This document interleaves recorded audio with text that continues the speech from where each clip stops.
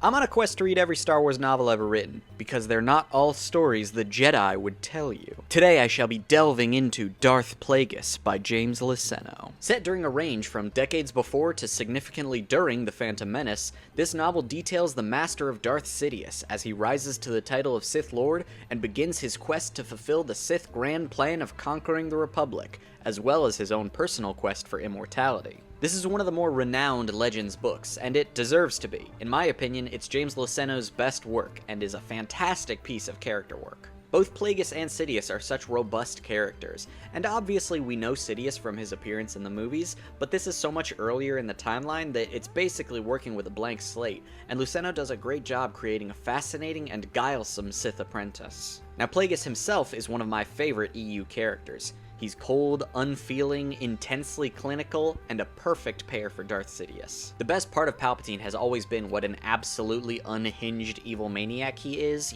cackling and shooting lightning from his fingers, so putting him up against the much more clinical, much more reserved evils of capitalism is a very interesting choice by Luceno, and it pays off in spades. Plagueis' banking clan connections are a big part of this book. It's a largely political piece, focusing more on Plagueis maneuvering Senate votes, capital interests, and independent financiers into the positions they'll need to be for the Sith Grand Plan to reach its fruition.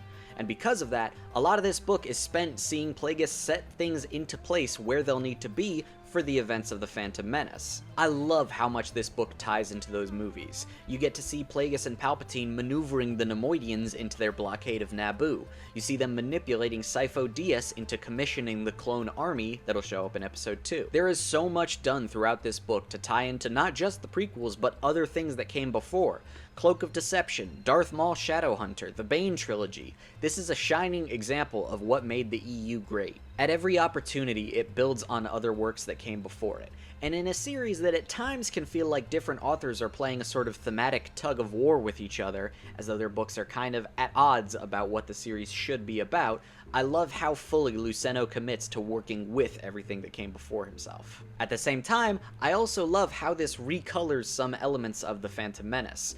I've talked before about how I'm not a big fan of the Chosen One prophecy. I would have rathered that they didn't have something like that, but I'm also of the opinion that it did happen, it's canon, so no use pretending like it isn't. You may as well try to make the best of it, and I think that's exactly what this does. Without spoiling too much, the last few chapters of this book are overlapping with The Phantom Menace significantly, and you get to see how Plagueis and Palpatine react to the news of a Chosen One being discovered on Tatooine, and it's, in my opinion, one of the best segments of the book. The actual plot of the book is fairly simple, and could be summed up in a 1 or 2 sentence blurb, but that really just shows the importance of strong character writing and pacing. It's why I frequently recommend this in conversations about Andor. Sure, we know how it's going to end, and no, nothing is going to happen that will all that dramatically change your perspective on the galaxy, but you'll still be on the edge of your seat waiting to see how things shake out for the characters you're following. It's not a story the Jedi will tell you, but they really should, because it's fantastic. 10 out of 10.